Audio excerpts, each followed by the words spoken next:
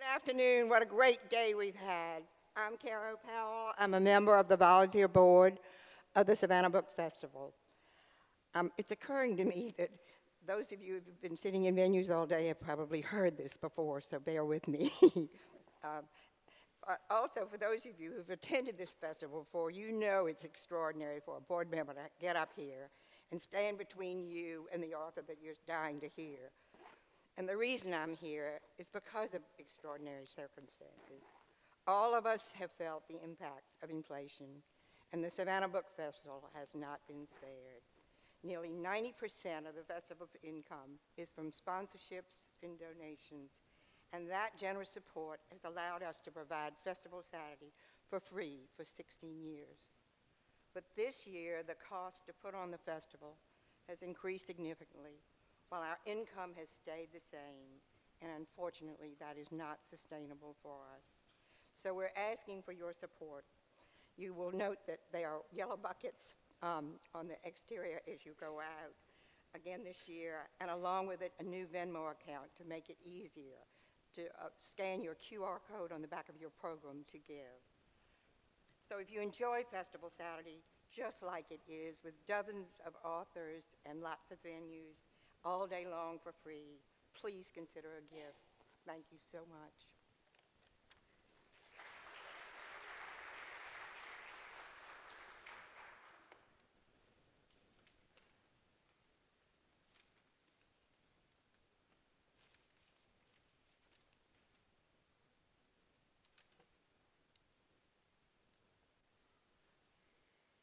Good afternoon, fellow book lovers. My name is Stan Thornton. I'm the session moderator, and I welcome you to the 16th Annual Savannah Book Festival.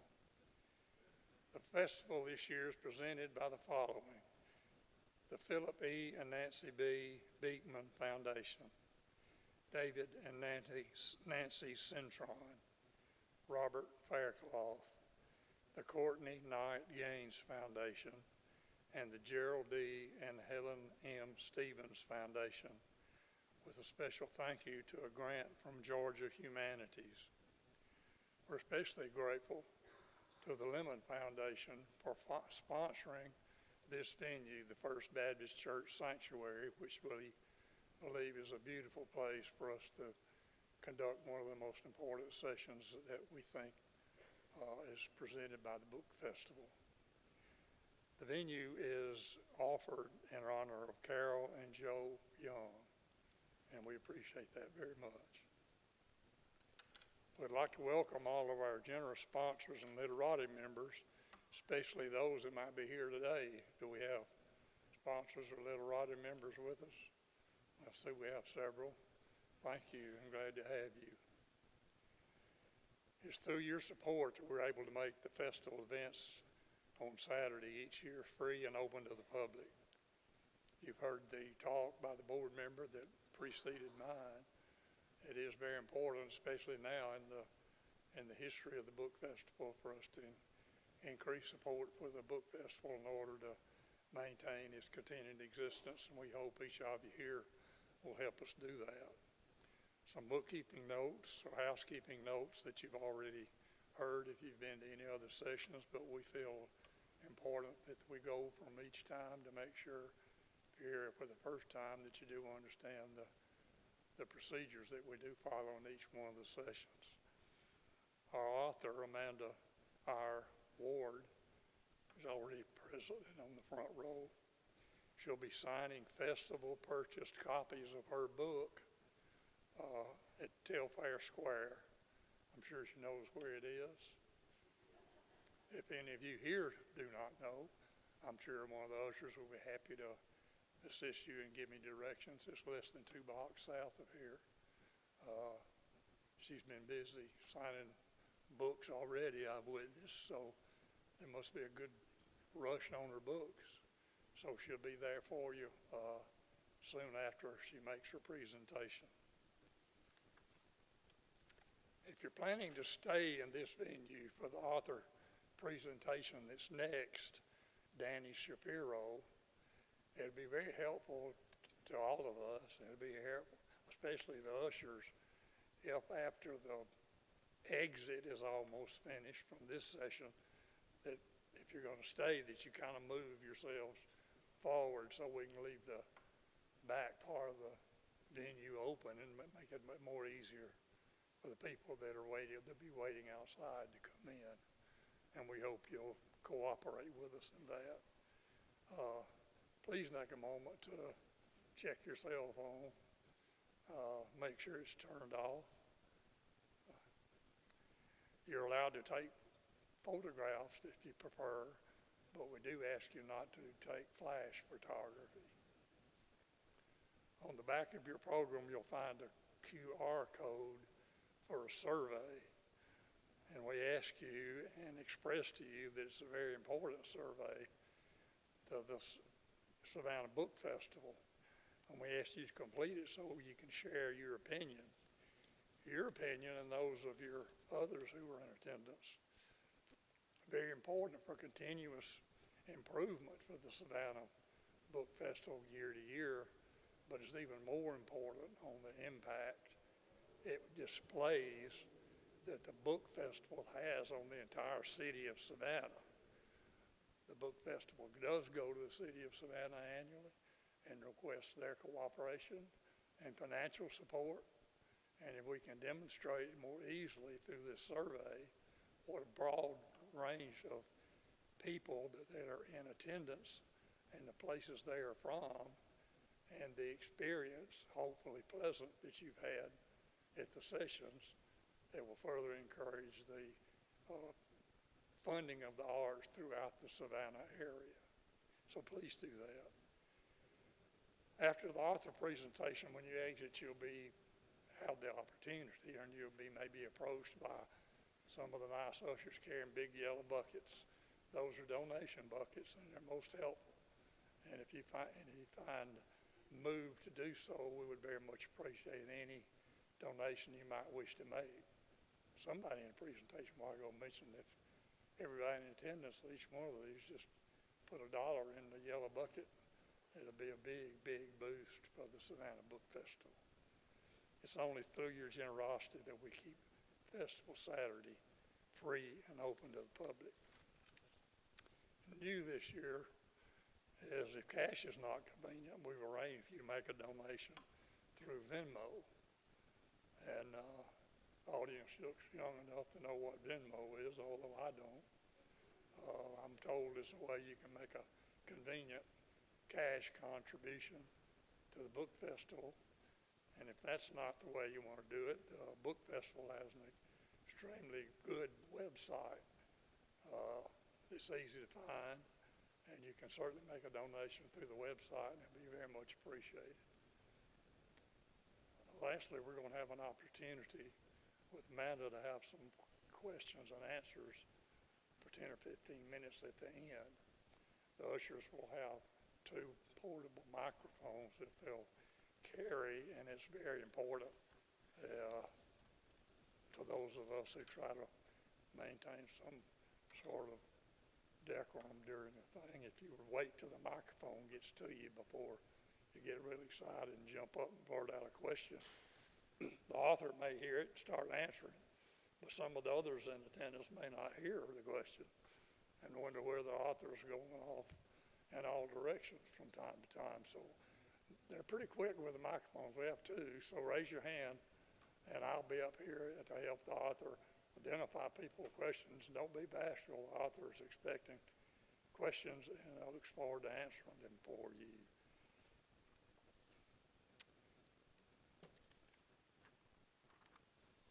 With that, I want to introduce our author.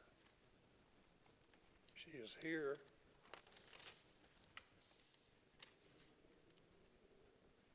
today, courtesy of Libba and Kurt Anderson and Leslie and Angus Littlejohn.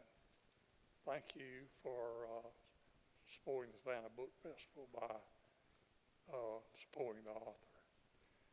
Amanda is a New York Times best-selling author and Reese's Book Club pick. Her books include Sleep Toward Haven, How to Be Lost, Love Stories in This Town, forgive me, close your eyes, the same sky, the nearness of you, and the Jet Setters. Her best-selling novels have been featured in People magazine, the New York Times, and more. So Amanda's work has been optioned for film and television and translated into 15 languages. She lives in Austin, Texas, and Ouray, Colorado, but has close ties here in Savannah. Amanda's grandmother, Alice Marie Rue, grew up on Bull Street in Jones, and Amanda's mother and stepfather live at the Landings here in Savannah and are with us today. Please have parents, would you mind standing up so we can thank you?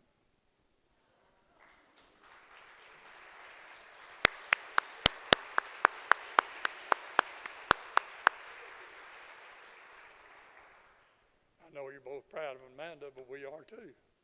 We're glad to have you here and extremely glad to have her here. Amanda?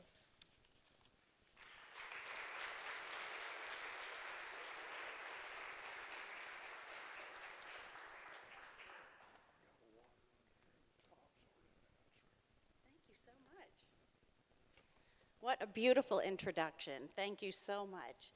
And thank you to everyone who brought me here, the sponsors of this beautiful book festival.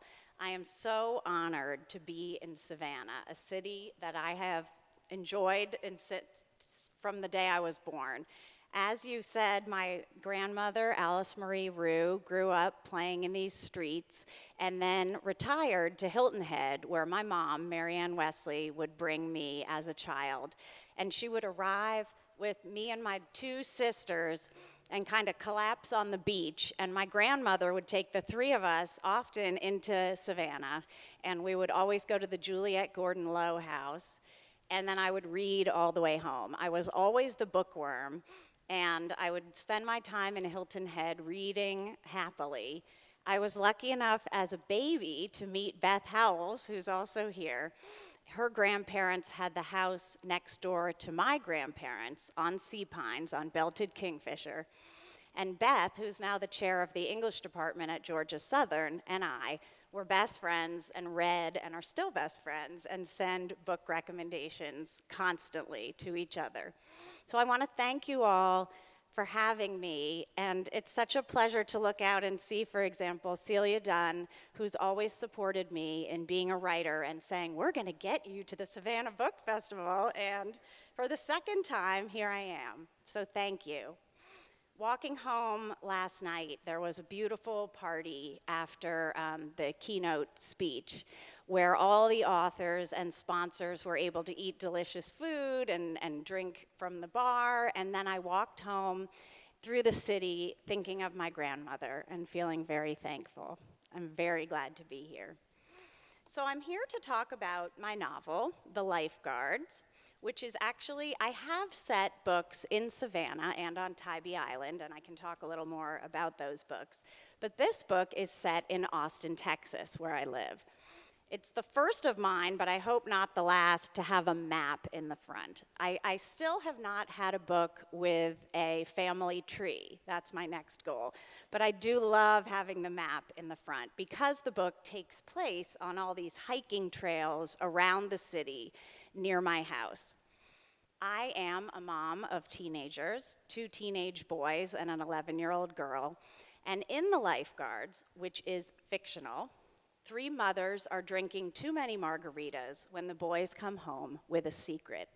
So I thought I would read the first chapter. And that's the point of view of the mother named Liza, which is also my little sister's name. Our boys were lifeguards, we told ourselves, and were surely safe. Weren't they safe? They knew CPR, had shown us their fanny packs filled with Band-Aids and plastic breathing tubes.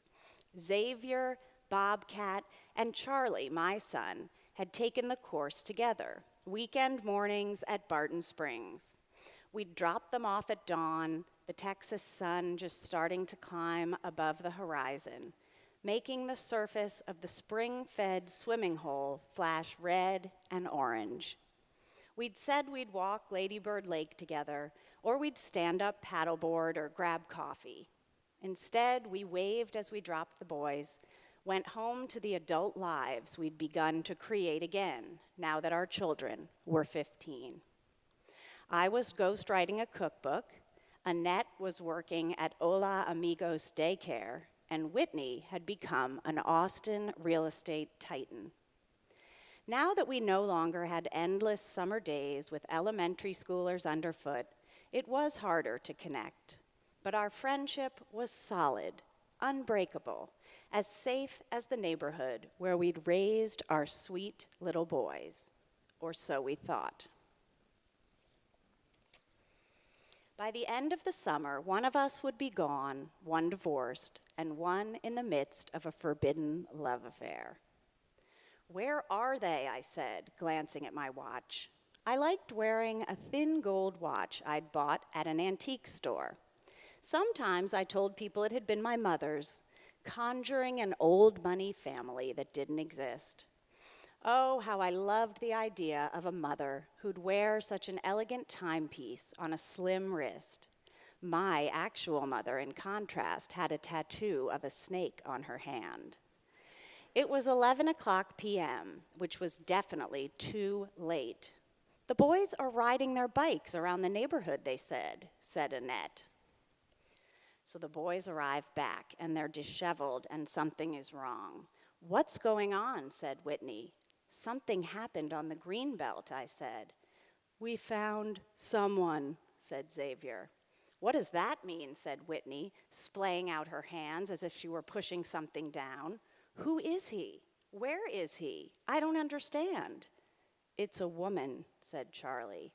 "She might be dead," said Xavier, his gaze jumping between his mother and his friends. "Oh my God," said Annette. She picked up her phone. "Who do I call? Oh my God." Whitney ran to wake Jules, her husband, who entered the living room in rumpled silk pajamas. He was a tall British man with a shoulder-length mane that made him seem distinguished. Okay, he said, trying to force himself awake. "Did you touch the body?" The boys were silent, looking at each other, deciding something, it seemed. "Answer me," said Jules. His son lifted his chin. "We gave her mouth to mouth," said Xavier. "We tried to save her. That's what we've been trained to do." "We tried chest compressions too," said Charlie, "but it didn't work." "It's not our fault," said Bobcat. "I'm calling 911, said Annette. Again, the boys seemed uneasy. "Our phones didn't work down there," said Bobcat. "Just come out back, all of you. Leave your phones," said Jules. Something in his tone made us obey. I was relieved to follow his lead. Even as an adult, I sometimes wondered, who's in charge of this situation, before realizing it had to be me. In the far corner of the Brownsons' yard, fireflies flaring against a black sky, the boys talked and we listened. The Texas heat pressed on us, a living thing. What choice did we have? We promised we believed them. So that's chapter 1. And whenever I'm starting a book, I tend to begin with secrets. I think of who might have a secret, what they might do to keep that secret, and those secrets tend to be an engine that can keep a novel going. And I am a bigger reader than I am a writer. If I could have a job where I was paid to read all day, I would do it. So I love books that contain secrets. So for the lifeguards, I knew I wanted to start with that. And I honestly think one of the reasons I love Savannah so much is that the city seems filled with secrets. And I thought I'd answer some of the questions, some of my most asked questions to begin with. So I know that a lot of people in Savannah have asked me, you said in an interview that your stepfather, Peter Wesley, shows you where to dump the bodies. What do you mean by that? So Peter is a real estate agent around town. And being a realtor, he has keys to all the houses. He would never let me inside a house that's on the market. But when I was developing a book that's set in Savannah, it's called Cat and Vivian, and it's actually an Audible original now that we're talking about making into a TV show set in Savannah and on Tybee. There's many secrets, and one of the things I had to figure out was where this woman would dump a body, her husband's body, in fact. And during the summer I was writing it, I asked Peter where one, I asked actually Beth, I asked my mom, I asked Celia, where can you dump a body? And I got all sorts of different ideas, but it was fascinating, and it ended up, well, I can't tell you the end of the book, but at the time, and this isn't the case anymore, at the landings, Moon River Plantation had halted. They had started building the houses there and then stopped. So we drove around these half-built houses that I always thought were so fascinating. And that's a wonderful place for a novelist to be, in a place where things are half-built and mysterious and ghostly. So I won't give away the end, but Peter, in the end, did decide where I should dump that body. Okay, where do you write? So the answer to that question is wherever I can be away from my children. I often come out to Skidaway in the summer to my mom and Peter's house on Boar's Nest Lane and kind of hide up in one of the rooms while my kids run around and have fun there. But the way that I write a novel is I start with these secrets and ideas and images and characters. So in the case of the lifeguards, I knew there would be 3 mothers, and I knew they would be keeping secrets from each other, and I knew I had to create an event that would force them to choose between their supposedly rock-solid friendships and the loyalty to their children. And so when I was creating that, what I do is take a series of index cards, and I'll jot on the index cards, scene on the Greenbelt, or scene between Whitney and Annette, or scene at this dance hall, and I just write those images. And then eventually, when I have maybe 30 to 40 index cards, I'll lay them out on the floor, and I arrange them in some sort of structure. And then I decide, and I say, oh, I think I need more of a scene here, or I need a little more drama here. So I'll have this illusion of a perfect novel laid out on the ground. And all it would seem I have to do is pick a card and just write it. But instead, every writing day, I try to write right when I wake up, which is why I drink all that coffee. I kind of sneak downstairs, grab a cup of coffee, and then go. At my house in Austin, I have a cottage behind our house where I'll sneak out with my coffee.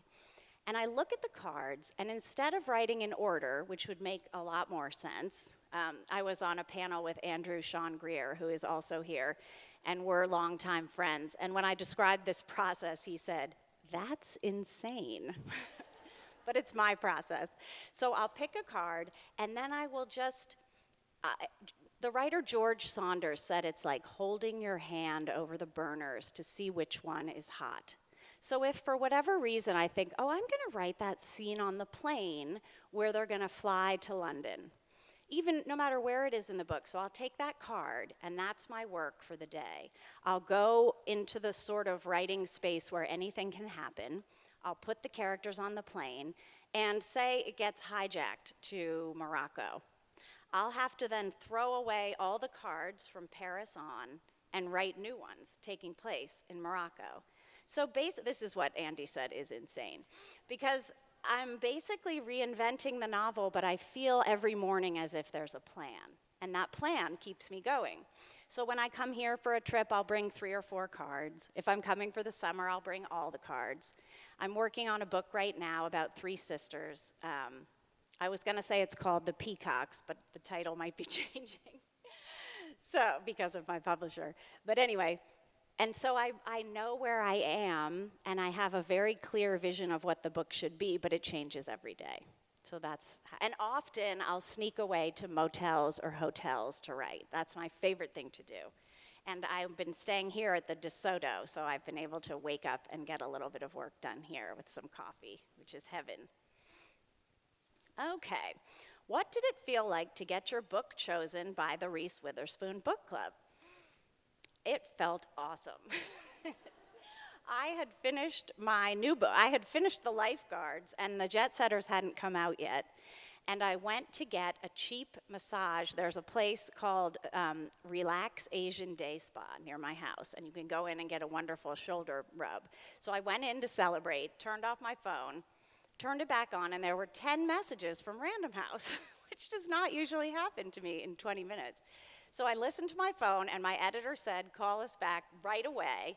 So I called her back, and they all the people at Random House were in the room screaming, Reese chose your book.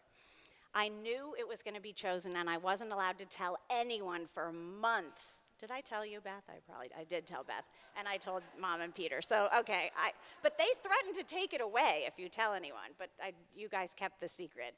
And it came out, Reese announced that the Jet Setters was her pick, and I was the #1 item on Amazon for about an hour. More than like hammers and nails and I don't know, snow plows. It was something else. And I have gotten to meet her since. And I love the fact that in Zoom calls, she has the same mug as me, and it's from Target. Okay. What do your children think about your books? A lot of people ask me. So I've had little children for a really long time. And I used to say in front of my daughter, who's now 11, people would say, oh, you write books. What are they about? And I'd say, M-U-R-D-E-R. And finally, at age maybe 5 or 6, Nora said, I know that spells murder, Mom. And I just found my son Harrison reading my book, How to Be Lost. So that's interesting, and I haven't talked to him about it yet, but that's a strange development. Normally, my kids don't care about my life as a writer, don't really know, they don't read my novels. They're more about watching Breaking Bad and stuff on television. However, for The Lifeguards, which is about teens in Austin, I interviewed my son and a lot of his friends. There's all sorts of nefarious stuff that goes down in this book with the moms and the boys.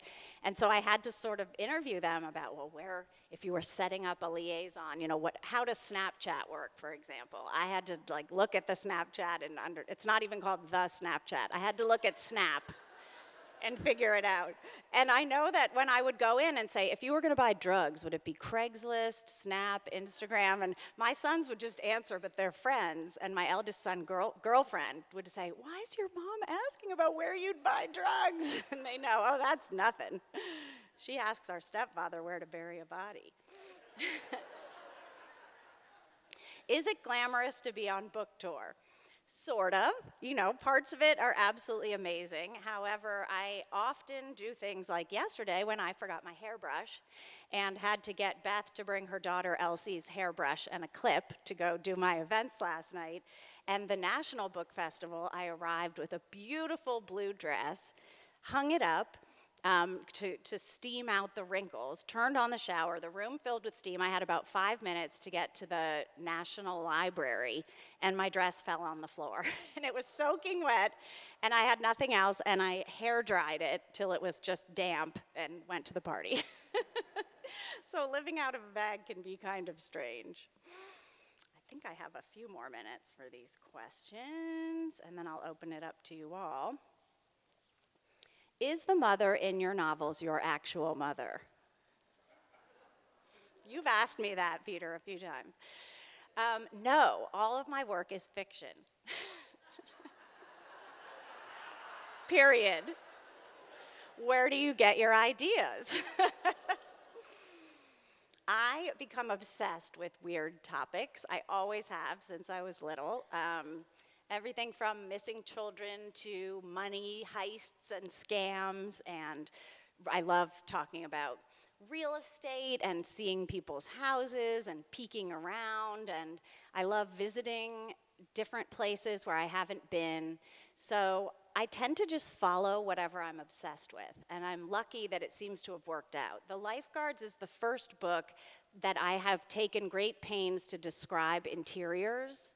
I never really wrote about houses before, and I thought, these are 3 women who's built these lives, and they're sort of, not fictional lives, but they've built who they are as the perfect mothers. And a piece of that is going to be how their kitchen looks and what sort of furniture they'll spend money on.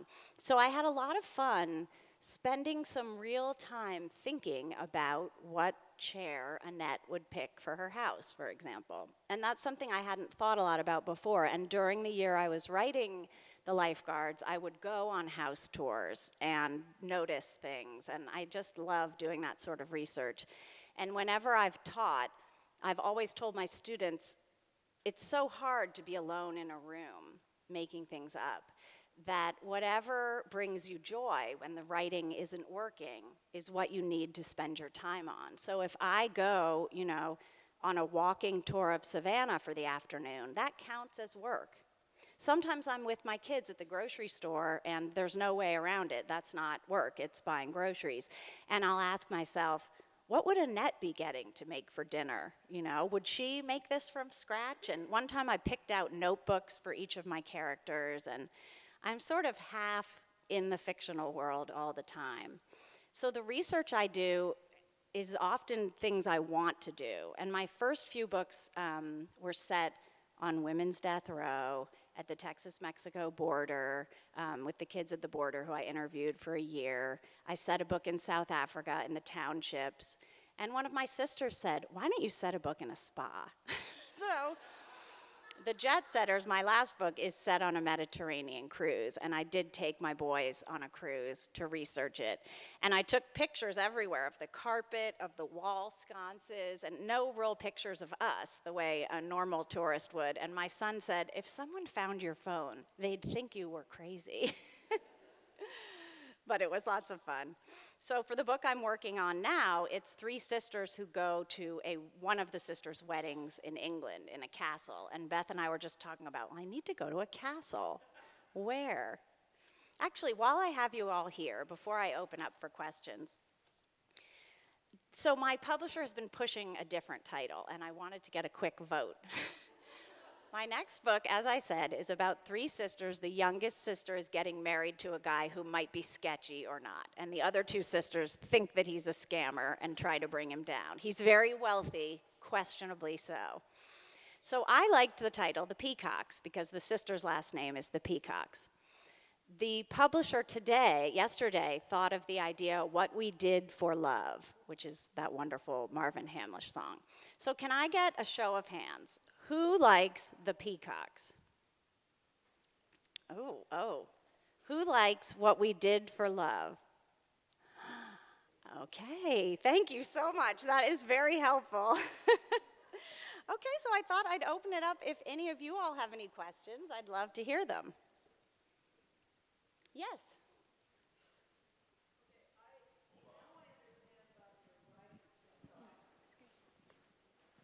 They're going to bring you the microphone.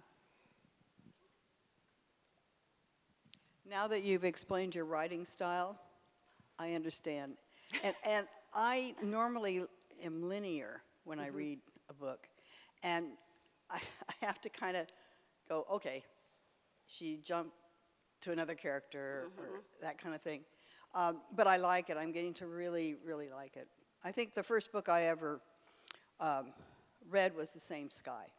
And that really impressed me about the young girl trying to cross the border illegally. And but I haven't read a lot of your books, and I'm starting to read The Lifeguards. And then I also started, but I haven't finished, Close Your Eyes. Oh, yeah. Yeah. But my question is, do you think, because you can get into the mind of a woman so well, do you think that men enjoy your novels also? I don't know that men buy hardcover, so it's not a huge concern to me, to be honest. I haven't really thought about it. Sorry. I think that I write the stories I can write, and I really try to focus on that as if I'm being given stories. And I read widely. I read every kind of book. Beth and I read everything and recommend everything, fiction, nonfiction, women, men, anybody. And one of the reasons I write the way I write is one of my favorite writers, Alice Munro. She often has a character knowing less than the reader, and that's one of my favorite things. She has a short story where a woman is a librarian and a man comes in to meet her and is saying, you know, I think I love you. And then you switch to the wife of the man who's been coming into the library. So nobody knows the whole picture except the reader. That is my favorite. So that's to answer writing and, you know, moving time and characters. And yeah, in terms of sales, I don't mean to be flippant. I try not to think about audience other than writing something I would want to read and be interested in, because it can just kill you. I have friends who just think, oh, I mean, one time, one of my friends said, I just keep trying to figure out what the next thing is. Is it vampires? I don't know. And a friend of ours in book selling said, oh, I can tell you, it's angels. And I did spend a night thinking, can I write a book about angels? And then I thought, no, back to suburban moms drinking margaritas. That's what I can do.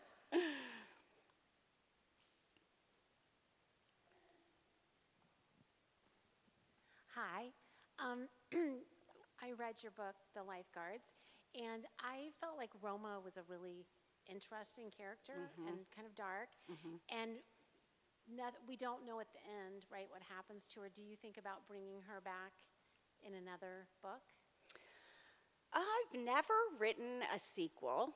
I always think about all my characters. And in fact, in the book I'm working on now, whatever the heck the title is, it's a librarian. I was a librarian. And I thought that it would be the character from Sleep Toward Heaven grown up. But then in the end, I changed that around.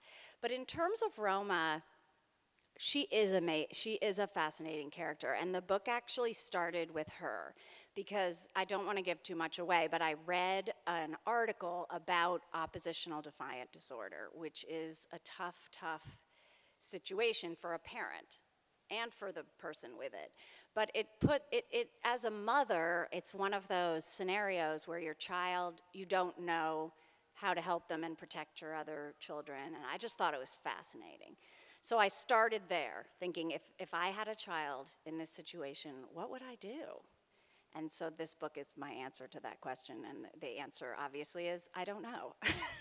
And I'm glad I don't have that situation. But I don't know, it would be fascinating. She's a fascinating character. I know when they're shopping it to, in Hollywood, they talk about a season 2, yeah. They want to do multiple seasons. So I'm sure if it went to TV, that would probably happen, yeah.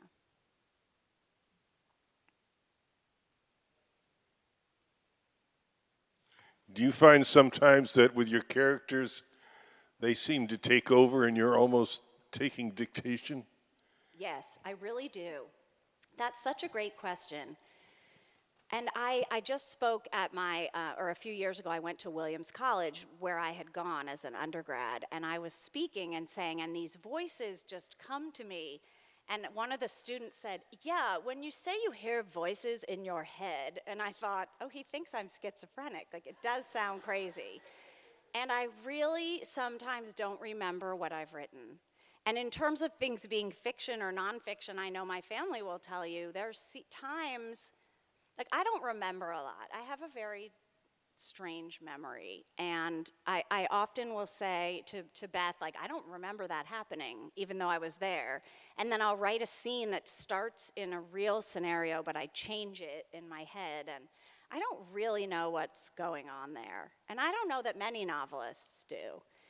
If you love it, I think you just follow it and kind of try to be there and see what happens. And it sounds so crazy. Definitely in the second half of every day or at some parts of the process, I do sit there and say, okay, how is all of this fitting together? And I have a more analytical thought process, knowing the 3-act structure, knowing the way that scenes are supposed to work, and I try to put it together. But the most precious space to me as a writer is the space where I don't know what the heck is going on, and I'm just along for the ride. That's the best.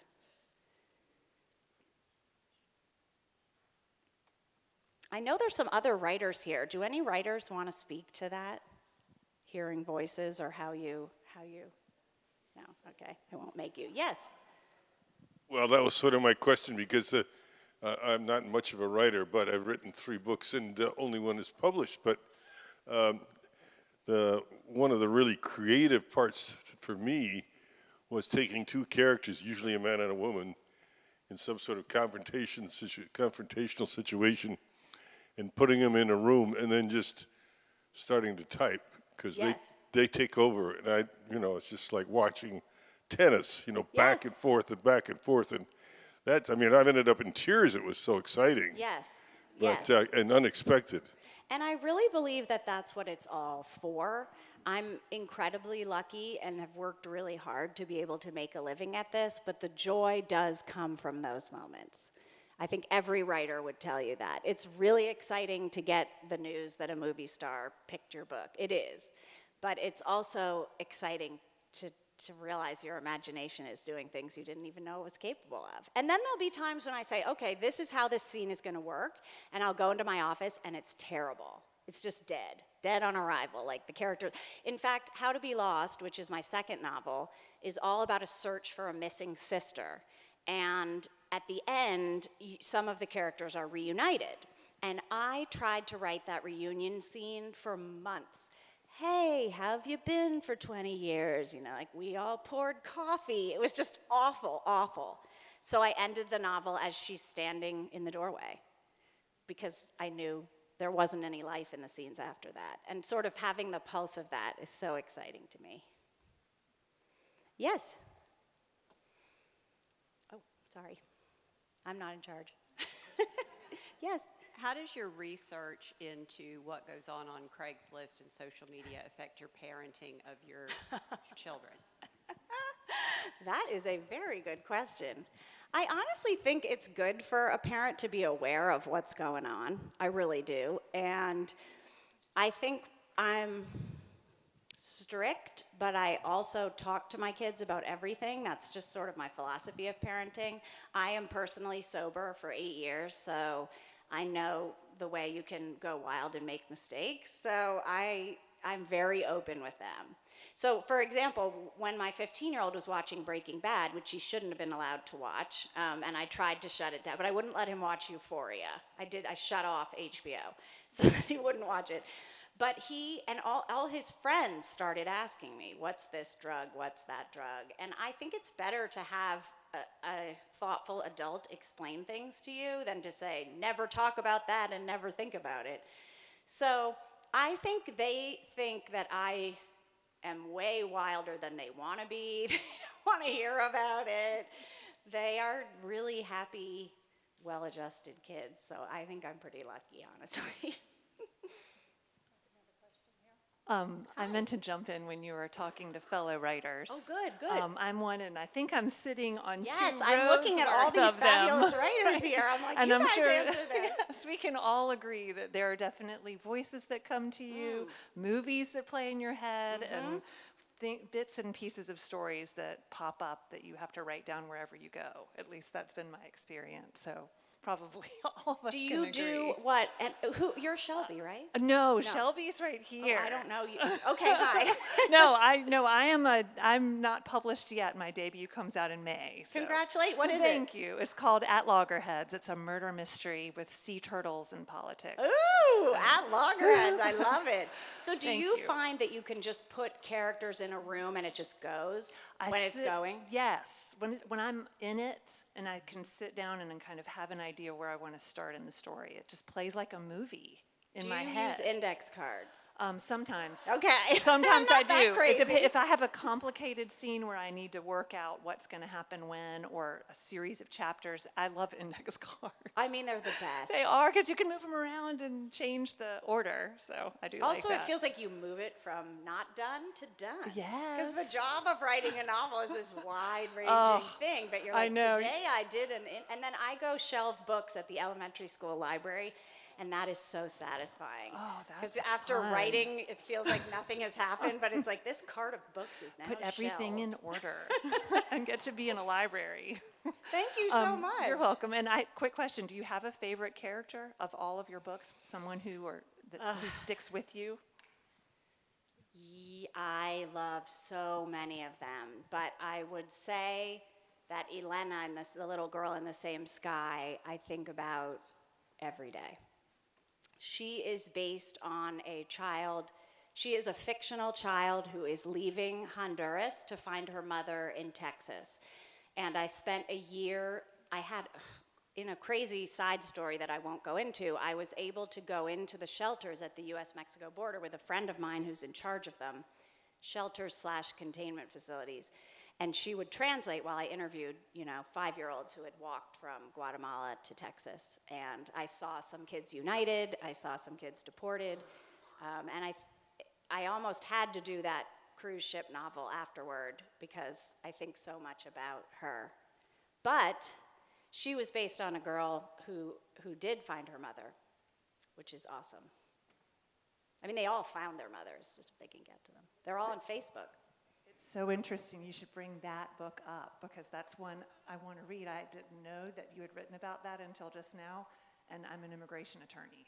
Oh my gosh. So that's what I do for my practice. So oh my God. So it was Southwest Key in Texas, Okay. and I met pregnant girls. A lot of them are, yeah. I haven't been down to see the facilities, but certainly hear a lot about it from my colleagues. And some of them find their way to There's their some moms. heartbreaking stories out there. Yeah, well, across thank the you for board working in for them. immigration, but thanks for being here. That's the one I think about then. You can see why.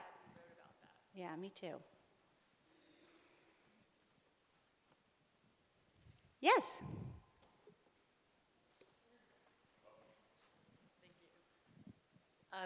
Thank you so much for speaking today. I have not read your novel yet, but I'm really excited to after Thank hearing you you. talk about it.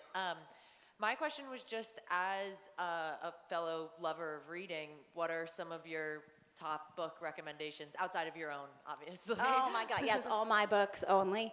Oh my gosh, well, so this morning I missed seeing my friend Andrew Sean Greer's panel. We had pajama party and coffee early, but then I started reading The Marriage Portrait by Maggie Farrell. I have to say, and not just because I love her, but all the Reese Book Club picks really are fantastic. And this was a Reese Book Club pick. And the first paragraph of it's The Marriage Portrait, right? Yeah, the first paragraph says, I think in the 1400s or 1500s, this young bride was murdered by her husband. And then you start with the bride as a child, and you're going to go through the whole thing. It just was amazing. And let's see, I've been reading a lot of Irish American literature lately. So I started with Sally Rooney, obviously, and then there's a new book called Trespasses by Louise Kennedy, I think, that was very interesting. And then Claire Keegan, have any of you read Claire Keegan? There's this book called Foster, and the New York Times reviewed it. I think it's 150 pages long, if that long, and they made a movie of it. And it's a little girl in Ireland aching for home, and it's so exquisite. And then so I read the next one of hers and just absolutely loved it. And I don't know, what else? Beth and I read the same stuff. You're reading the one set in India. Yeah. What was I reading? Anyway, those are the ones I'm reading literally this week. I have so many all the time. And it's hard for me to do anything because I just want to be back reading. Hi. Hi. I'm fascinated about your writing process and going out of order. And I always love knowing what the biggest difference between your finished first draft was and the final book. Because I imagine writing out of order, there's a bit of editing. Well, first of all, I have to ask y'all, wait, you are the author of The Beach Trap, and the two of you write together. Yes. Can you just tell me how? We want to hear you talk, but I know I should have come to your panel, but I was reading, sorry. we write, all of our books have dual point of views, and we each take a character and write and swap and edit and go like that. Yes, my books start out with one ending because, of course, you have to pretend it has an ending to even start. And then it goes in a million different directions. The Lifeguards was the most complex mess for so long because it was sold, it had a due date, it had a great premise, and it sounded like it was going to be complex, and it is. And I have the point of view of the moms, I have the point of view of the kids, I have the point of view of the cop. Then the cop is really sexy, so there's the cop and one of the moms. And I mean, it's all these points of views and time, and I loved it, but then I got to kind of what happens, and it's a thriller. And I've done, Close Your Eyes is also a thriller. I've done thrillers before. They're so hard because especially if the characters are complex, Katie, you know this, if the characters are complex, they won't always do what you want them to do for this complex, fabulous plot to work. which is why I realize a lot of really great thrillers have sort of one-dimensional characters because they can be slotted in to do what you want. And if you create this super complex character, and it's like they don't want to get on the plane to go find the letter that's going to lead them to the necklace to figure out the answer. So it's so hard, I think, and I couldn't figure out for the climax scene what I was doing. And also it had to be thrilling because it's a thriller. So I took my friend Owen Edgerton out to lunch. He writes horror movies. And another friend of mine who's a thriller writer. And they said it has to be big, amazing. And so I wrote this whole scene where someone's pushed off a balcony into a pool and the police come. And I finished it and like woke up in the middle of the night thinking, oh God, that is so dumb. It's not what I do. I love literary fiction. I want to read like Claire Keegan's beautiful masterwork. I don't want someone going off a balcony. So I rethought it 100 times, and my friend Paula McLean had just written her first thriller, When the Stars Go Dark. So I called her and I said, how do you do it? And she actually walked me through how a thriller climax scene works. And I have it all written down if you ever want to know. But as I remember, it was like you have to get physical, so she feels the chair. Then the antagonist needs to connect with or the protagonist connects with the antagonist, like, we're both the same, actually, but I'm gonna kill you anyhow. And it was so hard. And I finished the arc, and this is called the advanced copy, the galley, and it had one climax scene. And I just knew it wasn't right, so my editor said, can we send it to copy editing? And I said, okay, sure, let's go. But it's not done. Only copy editors, no one can read it, it's not done. I knew it was just a few sentences, but I knew it was wrong. And she said, oh, of course, of course. Not a week later, there's bookstagrammers holding this, like, Amanda's new book. And I was like, no, it's wrong. So I redid the whole ending. It's a totally different ending between this and the hardcover. And when I heard they were going to review it at the Times, I called and said, you have to make sure they have the hardcover. Please, please, please. And they said they had the hardcover, so I don't know. It was very fraught. And nobody cares but me. Probably no one even knows the difference, but it was very stressful for me. I cried. It was weird. It was crazy. So, you know, it's not easy. The new one, I'm 50 pages from the end, and I have this hopeful feeling that it's all going to go like I planned. So on the plane ride home, we'll see. I have 5 cards left. Yes. You guys have such great questions. This is so much fun. Thank you.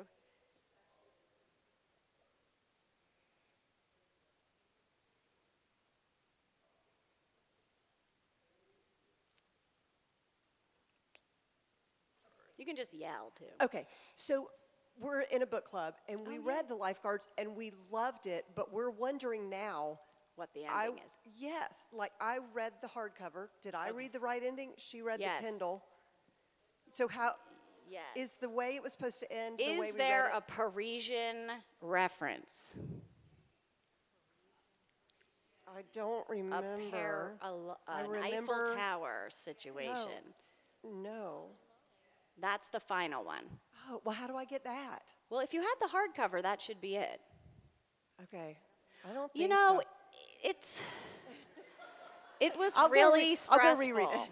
I think you did. Well, I don't know. I don't know. And honestly, it's one of the. This is the things like, you know, are men reading your books? I just don't. I don't know what happened there, and I did my best.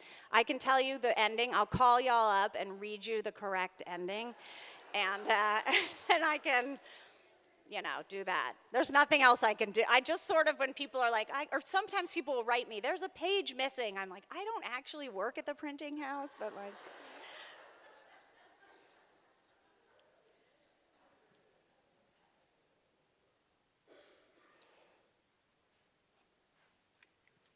Thank you all. So, any more questions? Okay, thank you. Thank you for having me.